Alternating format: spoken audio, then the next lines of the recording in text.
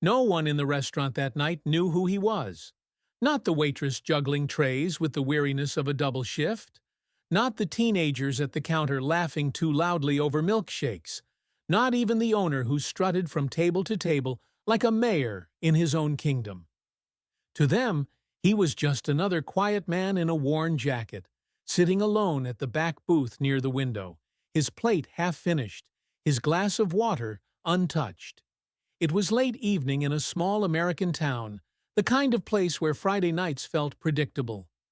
Families crowded booths, old couples nursed coffee, and kids darted between tables. The smell of fried food clung to the air, mingling with the faint tang of cleaning detergent and the sweetness of pie under glass at the counter. Outside, the parking lot was lit by a flickering neon sign, its red glow leaking through the front windows in uneven pulses. At first, the tension was invisible. The man in the corner, Chuck Norris, though nobody realized, ate slowly, quietly.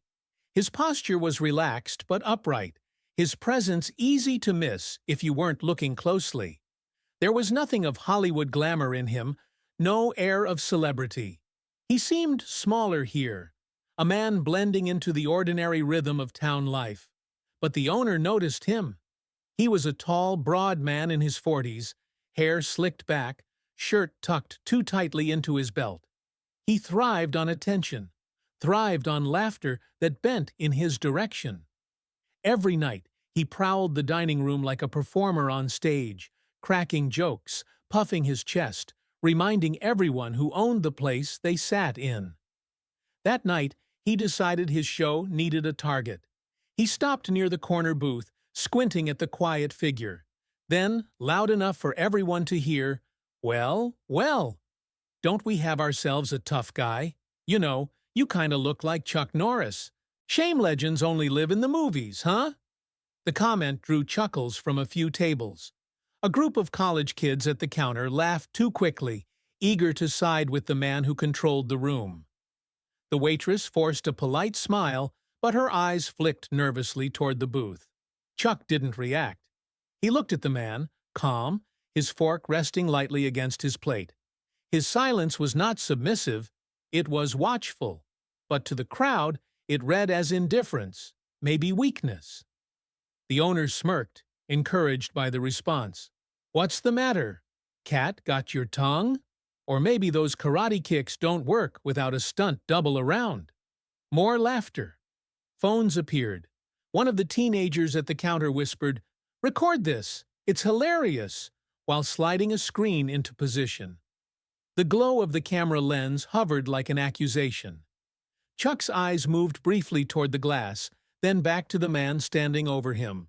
He said nothing. He didn't even frown. His silence stretched so long that it pressed into the air like weight, until even the people laughing began to feel it. The contrast sharpened, the owner's booming voice against the quiet figure who refused to bite. The imbalance unsettled the room, though few admitted it.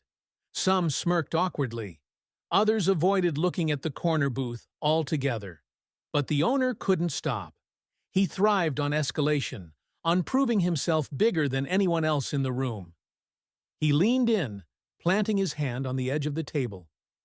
"Come on, cowboy, give us a show. Or is the big bad legend just another old man eating meatloaf in the corner?" The words cut sharper than intended. A hush fell for just a second, a subtle recoil from the crowd. The insult had a sting, a cruelty too blatant to hide behind humor. The waitress froze mid-step, her tray wobbling slightly. At another booth, an older couple shifted uncomfortably. Chuck exhaled once through his nose, slow. He didn't move, didn't answer. His silence was louder than the insult itself, and it hung in the room like a challenge no one could name. The owner straightened, brushing invisible dust from his shirt, and laughed, a sound too harsh to be real. He looked around for approval, and the laughter he got back was thinner this time, nervous at the edges. A man near the door whispered to his wife, who hushed him quickly. No one yet knew what line had been crossed, but everyone in the restaurant felt it. The stillness, the imbalance, the sense that they were witnessing something more than a joke gone too far. And in that silence, with the crowd caught between amusement and unease, the tension in the small-town restaurant thickened, waiting for the next word, the next move, the next spark. Just wondering, where are you watching from? Write it down. Bellow. The owner wasn't finished. He thrived on the hum of attention, on the way people looked at him when he cracked a line loud enough for the whole room. He turned toward the counter where the teenagers sat with their phones angled just right, and he threw his next line for them as if pitching a ball. You know what the thing about legends is? His voice carried, bouncing against the tiled walls. They fit on posters. They look good in slow motion. But real life? He tapped his chest with a thick finger. Real life is busted knees, mortgages, grease traps in the back kitchen. Real life is telling old men their time's up. It got him a few laughs, though they came too quickly, like people laughing at a boss they didn't want to cross. A mother with 2 kids at her booth pressed her lips together, the corners tightening, but she didn't say anything. The little girl in the soccer jersey asked, "Mom, what's funny?" And the mom shook her head without meeting her daughter's eyes. Chuck lifted his glass and drank. Water traced a slow ring onto the formica. He set it down softly, no sound but that faint scrape of glass. His eyes never rose. The owner leaned in further. "Hey, cowboy," he said, louder, angling his grin for the crowd. "What are you now, 70? You still got those karate kicks in you, or do they swap you a new hip every couple of years?" Somebody snorted, too sharp. The waitress paused near the counter, tray heavy with plates, her jaw tightening until the muscles showed under her skin. The cook peeked out from the pass-through window, arms crossed, then slid back into the kitchen. Chuck still didn't answer. The silence worked against the owner. It made him shout even more. He raised his voice toward the kitchen again. "Hey, Tommy! You hear this? We've got ourselves a Hollywood hero. Better send him a bowl of soup before bedtime, huh?" The kids with phones laughed, though their screens shook in their hands. An older man in a ball cap glanced down, rubbed his forehead, then pretended to study the condiments on his table. A couple near the window exchanged a look, both of them shifting as though they wanted to get up, then settling back down. Near the register, a busboy had stopped moving. He was maybe 19, sleeves rolled twice, hands gripping a stack of sticky menus. He stared at the owner, then at the man in the booth. His jaw moved like he was chewing words before speaking them. He hesitated once, twice, then took a step forward. "Sir," the boy said, voice thin but clear, "maybe leave him alone. He's just eating." The restaurant froze. The words landed louder than a shout. The owner's grin faltered, then snapped back wider. Plastic. He turned, his voice dripping mock sweetness. "Ethan, right? Didn't we talk about staying in your lane?" The boy swallowed, adjusted his grip on the menus. "Yeah, but he's a customer." "Everyone's a customer," the owner said, spinning the line for the crowd. "But not everyone's entertainment." He jerked his chin toward the phones. "You see this? They love it." The crowd didn't love it. Not anymore. Their laughter had thinned, and most weren't even looking at their food. They were watching the boy and the man at the booth, and above all, they were watching themselves. Ethan's cheeks flushed, but his voice steadied. "It's not funny." The owner's tone hardened, dropping the show for a second. "You know what else isn't funny?" He gestured toward the ceiling. "Payroll. You like Saturday nights, or do you want to get stuck bussing lunch shifts? Because Saturday nights are a privilege." The restaurant heard every word. A man coughed into his fist.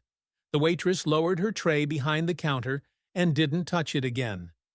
Ethan blinked fast, jaw trembling, then something in him snapped into place. "I'll take lunch," he said quietly. It was small, but it was enough to make the air shift. The cook reappeared in the kitchen window, slower this time. A few customers sat straighter, their eyes sharpening. The owner sneered, then smoothed it into another grin.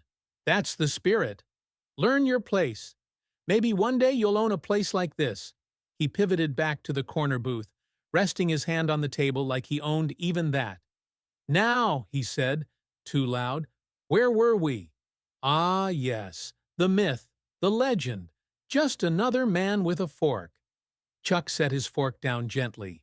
The sound was a small metallic tap, but it sliced the room in half.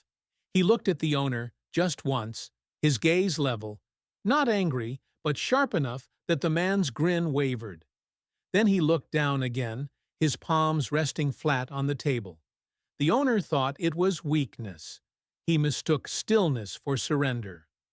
"Tell you what," he said, "if you can kick that ketchup bottle off the shelf like you do in the movies, dinner's free." He chuckled.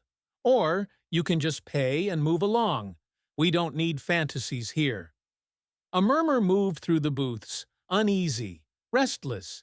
People glanced at each other, shame prickling. A man whispered, "That's too much," and his wife hushed him. Another leaned close to his phone screen, comparing a photo of Chuck Norris to the figure in the booth. The waitress, unable to stand it, muttered to herself, "Whether it's him or not, it's enough." But the owner wasn't listening. He reached for the plate, sliding it an inch toward himself. The fork wobbled, steadied. The room compressed. The little girl in the soccer jersey froze with her straw in her mouth. The busboy clenched the back of a chair, his knuckles whitening. The teenagers' phones shook in their hands. Nobody laughed. Outside, the neon sign flickered, humming faintly against the glass. A semi-truck roared past on the highway, its vibration buzzing in the window frame. Somewhere in the kitchen, a timer beeped, then cut off abruptly. Chuck exhaled, slow, deliberate. The sound wasn't loud, but it carved through the silence like a blade. The owner's grin widened. "That's right," he said softly, triumphantly.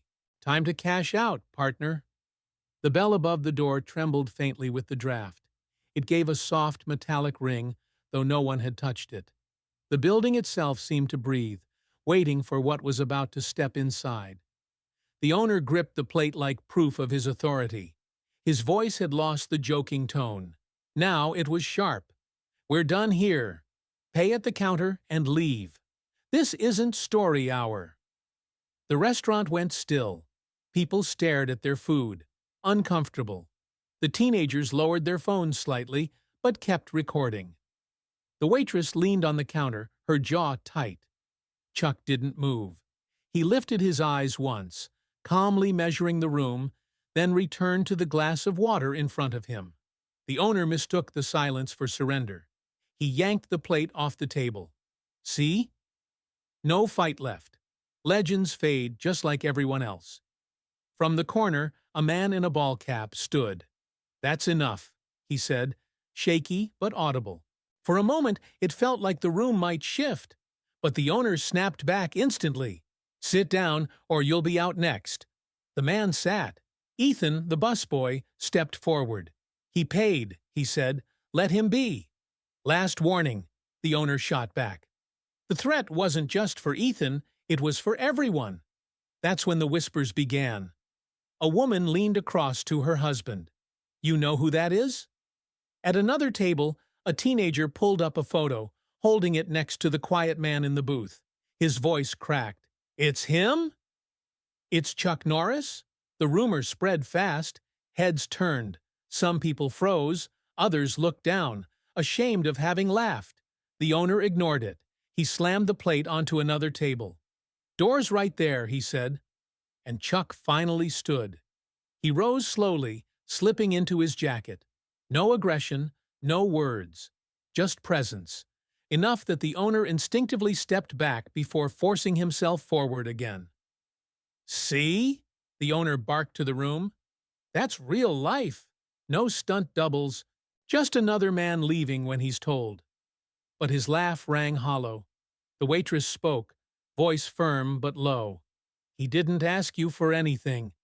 He just wanted to eat." The truth landed like a weight, and then came the sound. At first it was faint, a low vibration under the floor. Then louder, layered, unmistakable. Motorcycle engines. Heavy, rolling, filling the night outside. Heads turned toward the windows. Phones rose again, no longer playful, but nervous. Bright headlights swept across the glass, one after another. Chrome glinted under the parking lot lamps. Leather vests gleamed dark. Patches caught the light. Hell's Angels. Someone whispered it, and the word spread fast. Hell's Angels. Engines cut. Boots hit asphalt, heavy and deliberate. Helmets came off, laughter low and rough. The riders moved with the confidence of men who didn't need permission. One of them, taller than the rest, turned toward the glass. His jaw caught the light. Sharp, unmistakable. He said something the crowd couldn't hear, and the others shifted in unison. An unspoken signal. The owner's face twitched, though he forced a smirk. "Relax," he told the room, but his voice was thinner now. Chuck rolled his shoulders under his jacket, a small gesture, but it carried weight. Ethan noticed and whispered, "You know them?" Chuck didn't answer. He didn't have to. The bell over the door rang. Cold air poured in, edged with gasoline and road dust. Boots crossed the threshold. The conversations died instantly. The tall man scanned the room, then found the booth where Chuck stood. Recognition flickered in his eyes. "Evening," he said, voice graveled by years on the road. Behind him, the angels fanned into the doorway, filling the space with their presence. And then the tall man shifted aside, leaving room for someone else to follow. Cold night air pushed through the doorway, carrying the smell of gasoline, leather, and rain that hadn't fallen. Heavy boots hit the floor one by one, each step sending a dull vibration through the wood. The jackets told the story before anyone spoke. Black leather, winged skull patches in red and white. Hell's Angels. The engines outside still idled for a few seconds. Low thunder pressing against the glass, then died one after another until silence grew heavier than the sound. The room froze. Forks stayed in midair. Phones, half raised, trembled, but didn't lower. The waitress placed her tray on the counter with exaggerated care, as though any noise might trigger something. The little girl in the soccer jersey buried her face against her mother's arm. The owner stood rigid near the door, still clutching a plate he no longer seemed to know how to hold. He forced a grin, but his eyes betrayed him. The swagger that had carried him through the night was slipping. The bikers didn't need to snarl or raise their voices. Their presence was enough. The tall man in front scanned the room slowly, eyes moving like he was taking stock of exits, faces, and threats. His gaze stopped at the booth where Chuck stood, already in his jacket. "Evening," the tall man said, voice deep, steady. Nobody answered. The sound seemed to linger longer than it should have, as though the air refused to swallow it. The owner tried to laugh. "You boys lost?" he said, his tone brittle. "Kitchen's closed." A few of the riders smirked, but the tall man didn't. He shifted, so the patch on his back caught the flickering neon, the skull and wings glowing against the glass. Then another man stepped forward, a gray-bearded rider. Older, his jacket creased with years of weather. He didn't posture, didn't raise his voice.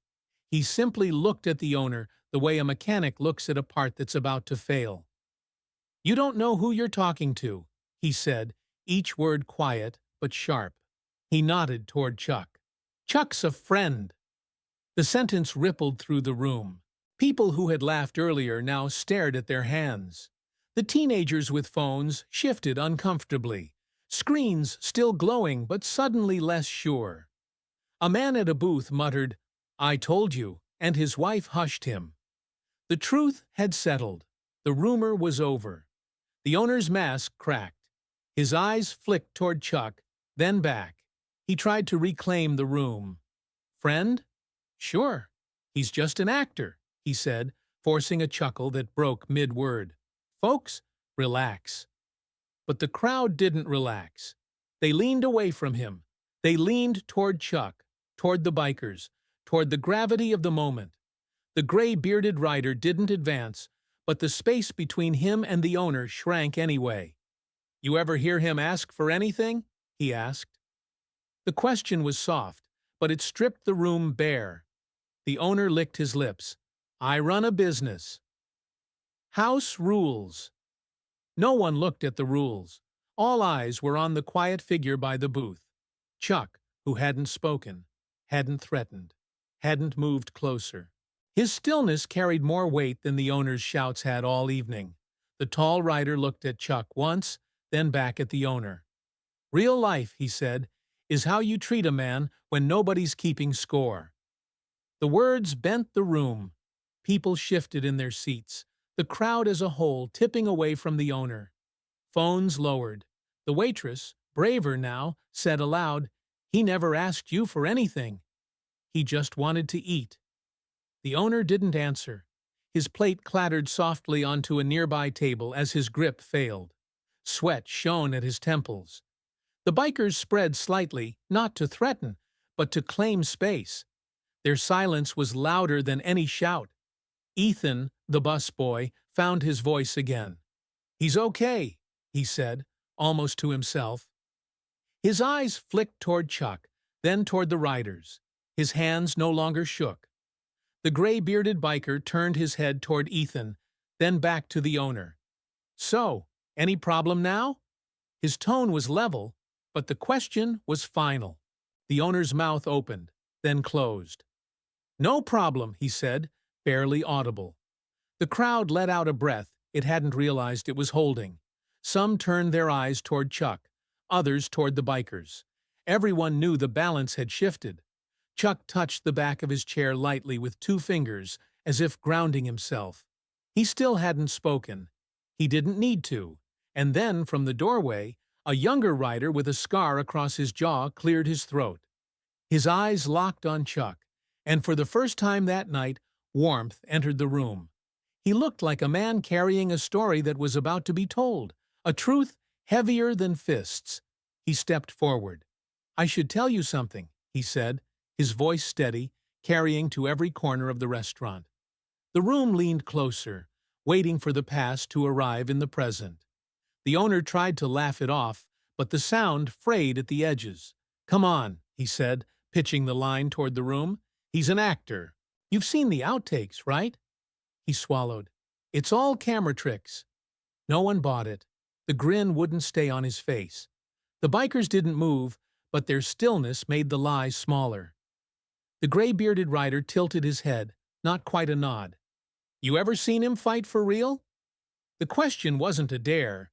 It was a measurement. The owner started to say yes, then realized he'd only ever watched on a couch. He let the letter hang, its emptiness obvious. His eyes slid toward the booth, as if looking there might lend him a spine. Chuck stepped away from the seat, not advancing, not retreating, just standing where the light from the window caught the edge of his jacket. He buttoned nothing, squared nothing, arranged nothing. The order was already there. His gaze found the owner, and stayed, level and quiet. The room felt it first in the hands. Fingers eased off glasses, off napkins, off phones. Even the waitress lowered her shoulders.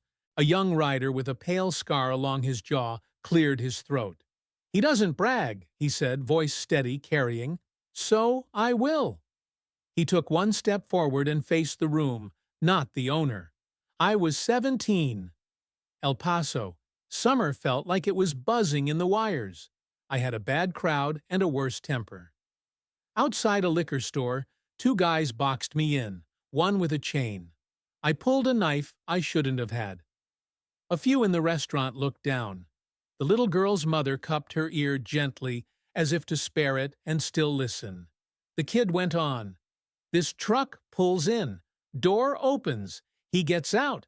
This man, no camera, no audience, just that face you all think you know. He didn't shout. He didn't reach for me. He said, 'You don't want what comes after this.' Not loud, just true." He touched his own chest with 2 fingers. "It landed right here." I dropped the knife.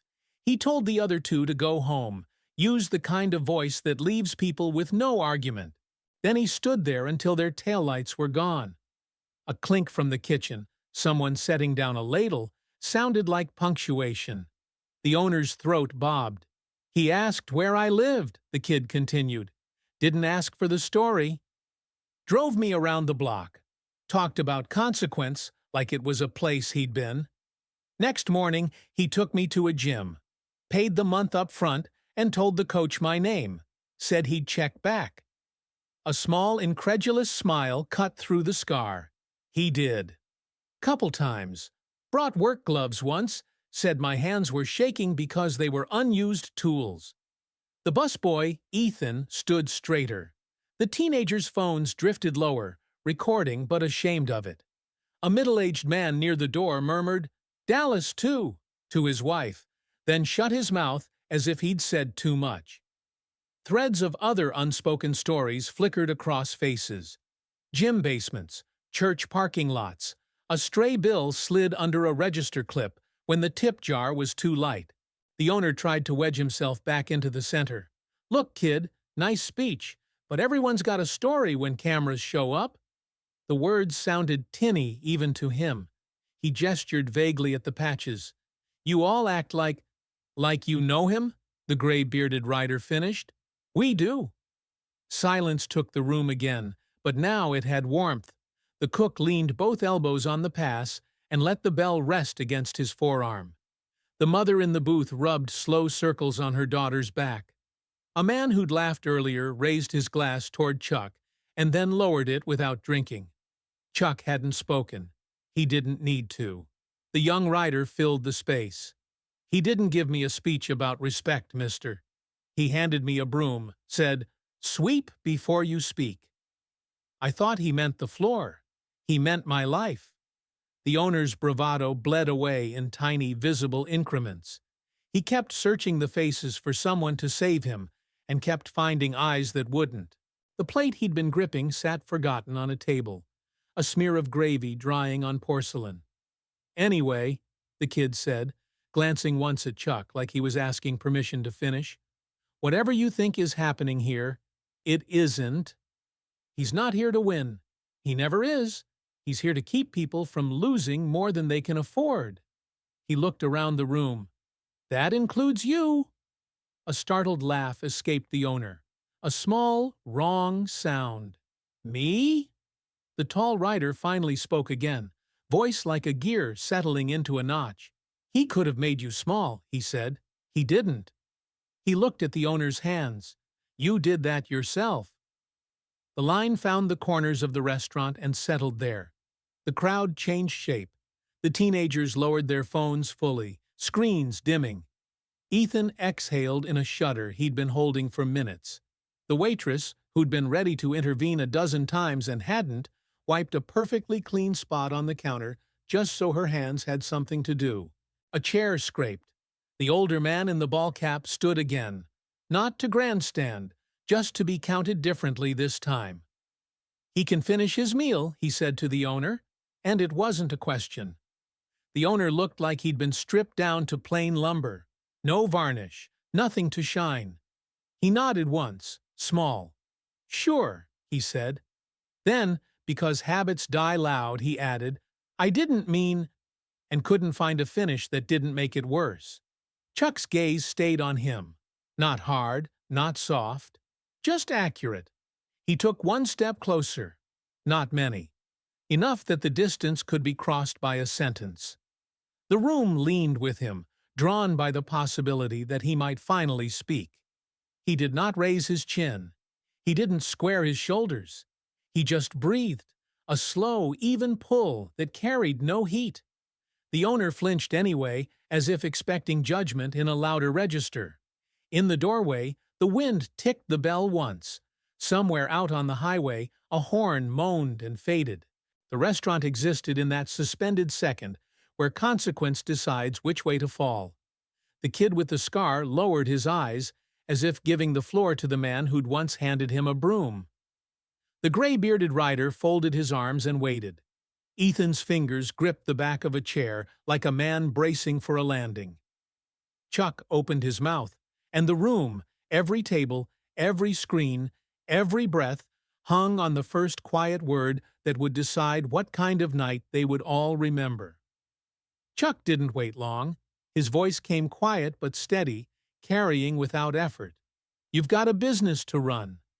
I get that he paused just enough to let the owner breathe, then added, "But a room takes its shape from the loudest man in it." The owner seized on the opening. "Exactly.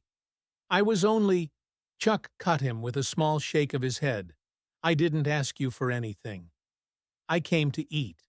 They came to eat. His hand drifted slightly, indicating the families, the staff, the busboy frozen by the counter. No anger, no show, just the truth, clean and sharp. The owner laughed weakly. "It was a joke, that's all. I was just—" "No," Chuck said. His tone was soft, but final. "You were showing off."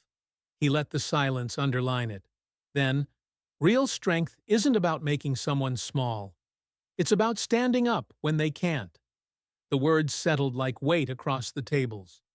The teenagers lowered their phones. The waitress's breath loosened, her hands finally steady. Ethan exhaled with a noise halfway to relief. The crowd shifted from spectators to participants in a lesson they hadn't expected. Scattered clapping began, hesitant. Then the older man in the ball cap clapped once, hard, and stood. The sound spread until the whole room was applauding. Not rowdy, not performative, but unanimous. The owner's voice was barely audible now. I'm sorry, sir." His bravado had drained completely, leaving something small, unpolished. Chuck didn't gloat. He inclined his head slightly, then slid a folded bill under the edge of his check. "Food was good," he told the waitress. She blinked fast, managed a grateful smile. "On the house," the owner stammered, desperate. Chuck didn't even look at him. "I pay for what I eat." He turned to Ethan. "Saturday nights are overrated," he said, almost smiling. "You learn more at lunch?" Ethan nodded, color rushing back into his face. The gray-bearded biker tapped 2 fingers against the doorframe, and the angels shifted. No threats, no spectacle.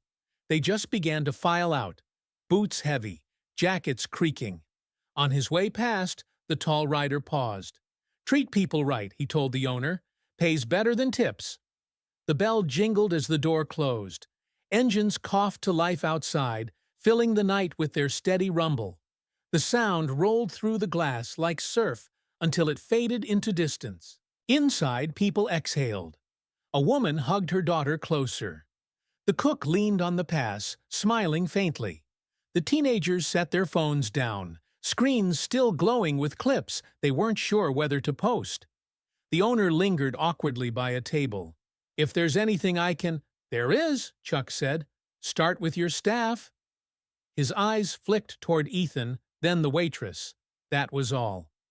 "Yes, sir," the owner managed. Chuck slipped his jacket tighter, palmed his keys, and walked toward the door.